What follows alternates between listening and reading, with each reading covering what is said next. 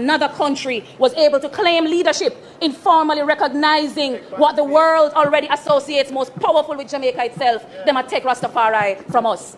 Because Rastafari is not merely an aesthetic exported through reggae music and tourism imagery. It is philosophy. It is a spiritual tradition, a political history, and a way of life born from resistance. That contradiction too must be addressed honestly. And we must also confront the unresolved contradictions surrounding ganja itself.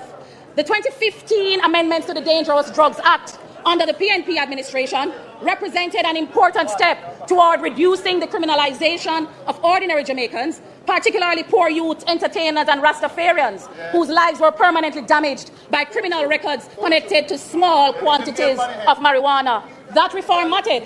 You didn't deal with that. PNP did that. That was 2015. That was 2015. But over a decade later, you don't do nothing about it. Jamaica must honestly ask what comes next. Because while global cannabis industries continue expanding medicinally, commercially and economically, Jamaica still appears uncertain about how strategically it intends to position itself within ganja's future.